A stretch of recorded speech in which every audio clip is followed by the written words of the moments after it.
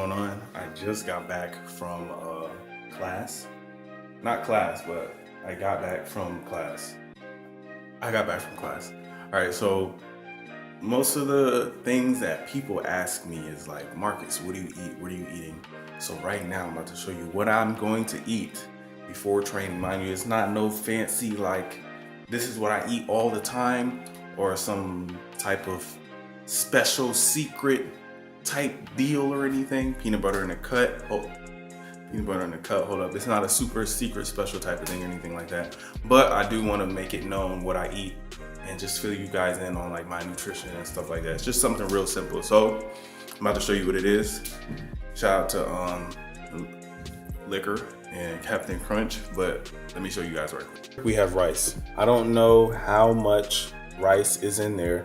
I just know that I had rice from the other day and I did not eat it all. And then I'm about to show you this right quick. Hold on. Voila. Literally though, voila. It's called voila. It literally takes nothing to make this. And when I tell you this is coming clutch when I tell you this comes in clutch so many times, and especially when you're tired, after workout, you're not really trying to cook. And for those of you guys interested in seeing the macros, this is the macros on this. So I'm just gonna hold it here and like I said, talk about it. We're looking at almost 900 calories, maybe a little bit over 900 calories. I'm gonna eat all of this and I'm gonna put rice in it, and it's really good. It's really quick to make, and I'm about to show you guys. So like I said before, it literally takes nothing. It's almost like pancakes where it's like just add water, but it's like just add water but for a full meal. So basically you just put like a little bit of water in there, and then I think it's half a cup. We're gonna open this up. Ooh. I don't know how y'all feel about processed foods and all that good stuff, but I'm not really worried about that. Honestly, I'm just trying to make sure I'm eating enough. Because like I said, well, if you guys don't know, not eating enough has been my problem. I don't eat enough food. See, it's a good portion of food in there. Not eating enough food was my problem. And so now we're fixing that. And this is it in there. Right now it's frozen. It doesn't look too tasty right now, but this is the secret right here. Hold on. This is the secret. My guy, this is the secret. Butter. I can't believe it. And now, Marcus, why is the secret butter? Well, shout out to one of my boys in the gym, Nick. He's a bodybuilder, but I don't know why I didn't think about this, but just adding more healthy fats to your diet, and just fats, period. Your body's gonna burn through those carbs first, and fats is gonna be a secondary source. So why not stack up on them joints? So I'm gonna get a hefty amount. So they do it by the tablespoon. If you look, hold on. If you look, okay. If you look, they do it by the tablespoon. So I'm going to get more than a tablespoon of butter, and I'm just gonna drop it in there. Marcus, aren't you worried about like dying early or something like that? Well, hold on. I'm not worried about dying early because of my food and the things that I eat. What I am worried about is not being able to sustain my body because I just burn through everything so fat. If anything, I'm more susceptible to atrophy and losing gains than I am to getting them because I don't eat enough. Like sometimes I'll eat just enough to train, or I'll eat until I'm satisfied. So right now I'm just trying to get just a tad bit greedy with my food, making sure I'm eating enough. And like I said, my body fat's pretty low. I don't know exactly how low it is, but I just try to make sure I eat a lot of food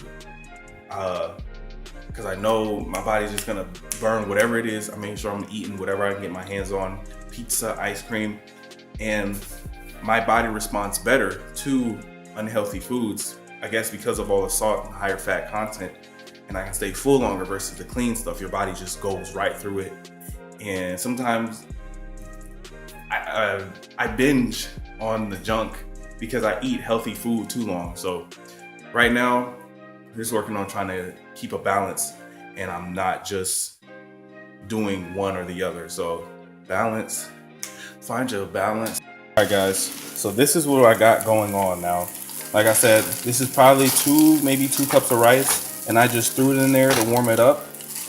And like I said, this is not like a super special meal, but it's calorically dense and it has everything I need in there.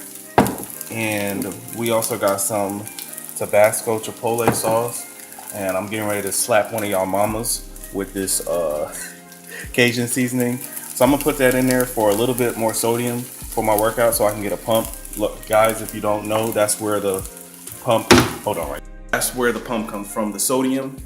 Drinking lots of water, that's where the pump comes from. Be careful with that because high blood pressure, you know, we're lifting weights, our high blood pressure is already skyrocketing. And you just want to be careful with all that because, you know, Gatorade, there's a lot of sodium in our pre-workouts or whatever type of cognitive mix we're using. So just be careful and be mindful of that. So I'm gonna eat this, and then probably in the next 2 hours, I'm gonna go to the gym, and we got bench, boy. Nah, we got bench, so I'm gonna see y'all later. I just woke up from a slight nap. Lasted a little longer than I planned, but that food put me out. It was a lot. But does anybody else do this, or I'm the only one? I will shower before I come to the gym sometimes, just for like a little jolt to wake me up, get me moving around again and whatnot. But yeah, sometimes I do that when I'm feeling like really sluggish. So I'm gonna hop in the shower right quick, and then yeah, so let's come on.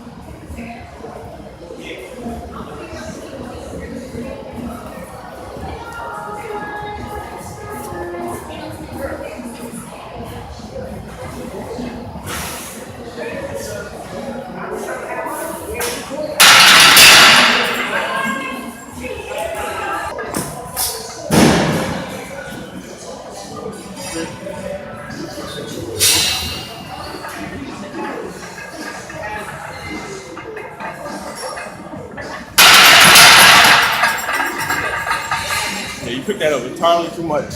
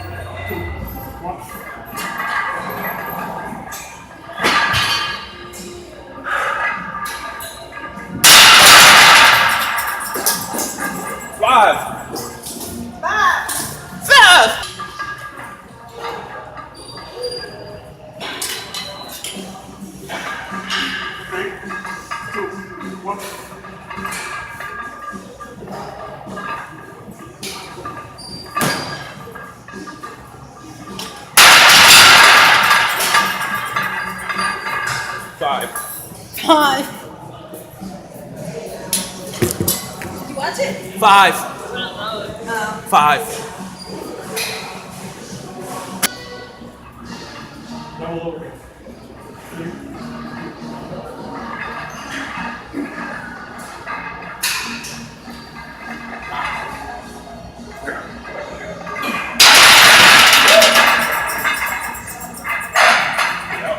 As you can see, I tried the slingshot set. Hold on, can we hold on? I tried the slingshot set. It was a little loose, so it's kind of harder to like actually feel it on my elbows and like bring it down. It felt kind of slippery, and the setup wasn't. I don't know. It's weird. Like, you ever have somebody spotting you, and they're like to the side or something like that, and so when they give it to you, you're like looking at them. It's weird. I don't know, but it was just nice to feel like some heavier weight. And I just texted Ryan, he said it's cool, he's not gonna trip me out. But like, they don't want me to like, they don't wanna hold me back too much. But like I said, I'm a pretty experienced lifter. And it's when it comes to like training and pushing a little bit, they know that I know when to push on the gas and when to back up. So now we got back downs, 2 sets of 4. Originally they were supposed to be 235. But I'm gonna do this first one at 245. It shouldn't be like super difficult. So I'm gonna do this first one. And then depending on how it feels, I might do a straight set with that. keep it the same weight, or I might go up. So we're gonna see how I feel. Feeling good, I'm feeling strong, and we're gonna go from there. So let's keep it pushing. I see.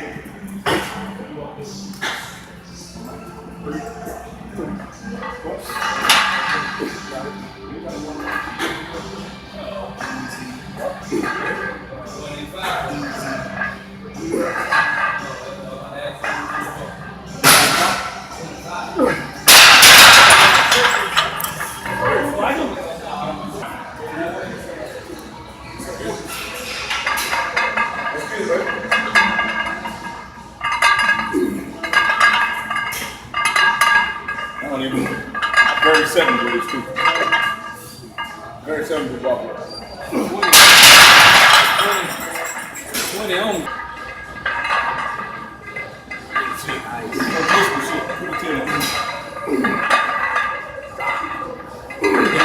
Once again, I'm 250. You at?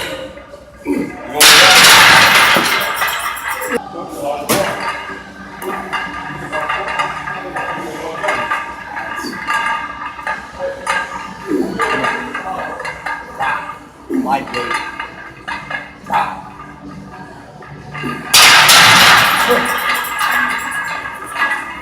With bench press, went a lot harder than I thought. Like, it started off good, but then things quickly, things quickly went for a turn, and let me tell you the reason why. So a lot of times we get caught up in training, everything's going super smooth, everything feels super easy, and then, for example, like, normally this happens with like when you have a top set and then you got back down. So you're working up to a top set, you feel good, you start pushing it, you be like, oh, bet, I'm gonna keep going. You keep going, and then that top set that you work up to that was supposed to be a 7 or 8 ends up being maybe 15, 20 pounds heavier than the percentage that your coach had planned, or the RPE that your coach had planned. So then when it's time to hit back down sets, you're too fatigued to actually do them, and you're super tired. And I coined this, so if I hear anybody saying this, y'all better give me kudos. So it's called growing your load. Basically, it's too quick, like it happens too quick. You grow your load, and I low-key growed my load right then and there. Now, I was supposed to do my back down sets with 335, but instead I used 345. I assumed that since my top set was too easy and I went up, that I should go up on my back downs, which I probably shouldn't have done, but lesson learned. I won't do it again. And if I do plan to work on to a heavier top set, I'm gonna make sure that I keep the back down sets as prescribed.